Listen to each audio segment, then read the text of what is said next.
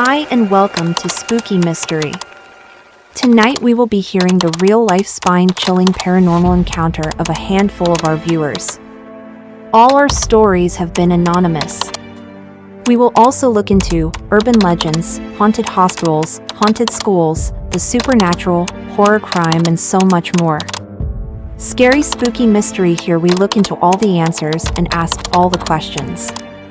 We will view videos, react, and comment. We will bring entertainment and bring real spooky stuff to you to enjoy.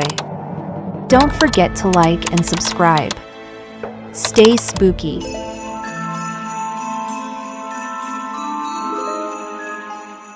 Don't bother trying to find it.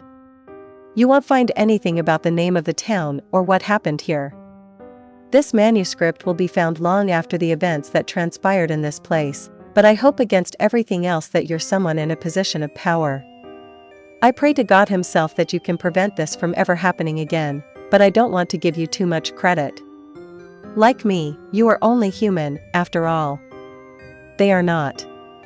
They've been around for a very, very long time. Fat chance, really. You probably don't want that responsibility, and even if you did take it upon your shoulders to track them down, you can't single-handedly stop the children. Their manipulators are not on the grid. Whoever engineered this is in control of the world on a very disturbing level. This is what I want you to do.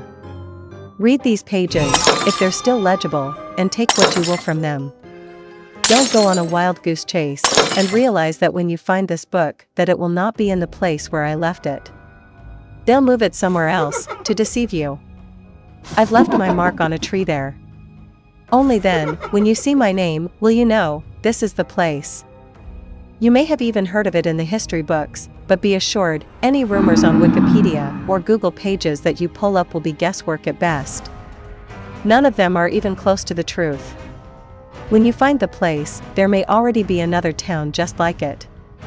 That's what I'm trying to stop. If we're not successful, then just realize, above all things, that evil exists. I'm not talking about bad people or tragic accidents. I'm talking real, intelligent, ancient evil.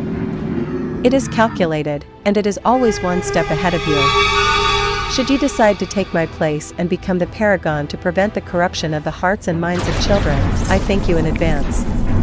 I told you that I'm human. I lied. I used to be, before All Hallows Eve on that fateful night. I've been alive since then, far longer than any human being, and the reason is because I love children. I've always loved them and their purity and their innocence. That's why I was taken in by their ruse. That's why I finally decided to put all this down, centuries later. I won't be here much longer, and someone has to take up the burden. I've waited until I saw them return. They'll be back this year. They're planning the same thing again, and I can't stop them. Again, I can't expect that much from you, but I'm only giving you all this so you'll believe me. I have to be believable. If you think I'm crazy, you'll throw this in a garbage can, and more people will disappear. It's time to tell you what happened. I'm rambling. Back then, All Hallows Eve was the time for evil's ascension. You've all forgotten. If you left your house on that night in the old country, you were a devil worshipper. Halloween was not the term we used. We fled to the shores of this country because we were persecuted for our lifestyle choices. We worshipped nature, the changing of the seasons, the solstice of spring, autumn, winter, and summer. In the purest sense of the word, we were druids. Our names and accents were English, but we were servants of the earth. We were some of the first to celebrate it as a holiday. The natives here were puzzled by our behavior, but also frightened by it, and so they left us alone. They misunderstood. We were not the ones to be afraid of. At the time, I was relieved. They'd attacked us in our settlements, time and time again, but as it drew closer to the end of October, they stayed away. Maybe in their own noble bonds with the earth and soil, they knew something terrible was on the horizon. They were right. John Hunter's little boy wanted to be a native, with a bow and arrow and a real headdress. Little Mary Taylor made a dress that was crafted after the local schoolhouse teacher's prettiest outfit. She idolized her educator, of course. They all had their get-ups. They were the first trick-or-treaters in what was to become the United States of America, 150 years later.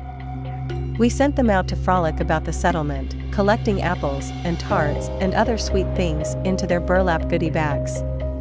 They were no Snickers or Milky Ways, and yet, the magic of this holiday held no less sway over them than it does the youth of our current time. They dress up as the Joker, the Power Rangers, the Teenage Mutant Ninja Turtles. These children were their predecessors. I sent my daughter with Mary and John Hunter Jr. Despite our mistrust and wariness of the Anglican Church and the monarchs that presided over it, my little girl was dressed as the Queen of England. I refused to crush her fantasy world, and so I simply indulged her. We heard promises to return after sundown, to say yes ma'am and no sir, and not to linger too long if they were invited inside the households of our community. We didn't realize that the house on the edge of the settlement existed until we saw the children go inside. There were no lanterns or sources of light in the windows, no fire or harvest dolls on the outside of the dwelling. As we sat in the middle of the town hall, imbibing in the pleasures of distilled moonshine, none of you will ever make it as potent as we did in those days. Amongst our brethren, we watched our young ones gravitate across the middle of our town, to the foreboding household that had seemingly been constructed overnight. When we gazed upon it, it seemed as though the place were shimmering. It pained my vision to look upon the building, as if my senses were being forced and propelled in another direction. Such a thing is difficult to put into words, but I seemed to be the only one who realized that our kids were all heading to the same place. When I questioned John Hunter as if something were odd about their actions, he stared at me as if I were insane. "What do you mean?" he asked. "There's no house there. They're going to play by the stockades." The sun had set by that point, but as I said before, none of them were concerned.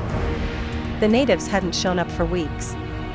I decided to walk to the phantom dwelling that only I and the children could see, to peer inside and see who these new settlers were, and why it called to the youths as if it were a black hole in a sea of stars. I tried to stand outside, to look through the window, but when I saw what was happening, it was too late. I breached the doorway with my buck knife drawn, but there was nothing about the things inside that I could harm with a weapon. There's something deep inside of us, something embedded within the human spirit, that's perfectly aware when we encounter something truly terrible. Fear, horror, evil, revulsion. It all hits you in a spastic wave, like a fierce exploding bullet that shatters the innermost parts of your soul with a relentless and powerful fury. I saw it in that moment, standing in that darkened doorway. They weren't people, and they weren't spirits. They were halfway there, lingering over the unconscious bodies of my daughter and her peers in their hooded black robes of half-existence. There was one, in particular, who made me feel as though my eyes would pop like ripened cherries when I stared at it. It was the leader, the source of that tug, that pull. And it was slowly fading, disappearing like a gaseous black cloud of death, through my little girl's nostrils and mouth. She was gasping for air, as if every breath after the one that preceded it were filled with acid. As if she were hungry for real, fresh air in her small lungs. With every breath, the figure faded deeper into her, along with the rest of them. I wish I could say that I was a hero, and that I hacked them all to bits. I wish I could say that I saved the day and made Halloween a night when the worst thing that children have to worry about is poisoned candy. It didn't happen. There was one of them left, floating toward me on elongated, blackened tendrils of shimmering nothingness. By all real means of my imagination, it shouldn't have been there, but it was, and soon, it was going inside of me. The last thing I saw were their little feet, scurrying out of the phantom house and into the town. I felt that something terrible was about to happen. I had no idea. Everything went black, and then, I was outside of myself. I was conscious, but observing my feet, my hands, doing things beyond my own scope of physical control. They led me and our children into our meeting hall, where, of course, the kids were embraced by the open, loving arms of their parents. I witnessed the betrayal, the brutal moments in which the truth instilled by the love for family and offspring would transform into a cause for the destruction of our village. They absorbed them. There's no better adjective for what happened. One moment, they were there, and seconds later, they were nothing but dark essence, filtering in through the eyes and noses and mouths of their devil children. It was over in minutes. A night that should have been a celebration of nature, of the seasons, had turned into the end of everything that we knew and loved here in our new land. I started to fight it. The kids knew. The moment I began to resist, to try and reclaim my limbs and mind from the corrupting influence within, their heads snapped back from their feast of souls to survey me in my struggle. My daughter's eyes were sunken, black pools of the abyss, devoid of any emotion, any semblance of the bright-eyed stare that she once held for me in all her love and adoration for father. I missed that the most, really. The way she'd run to me when I came in from the fields every evening as the sun went down. I lived for that.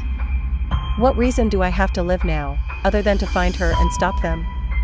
I'm incapable. That falls on you, my friend. They took the part of my daughter that counts, the part that I loved and cherished, and turned her into a servant.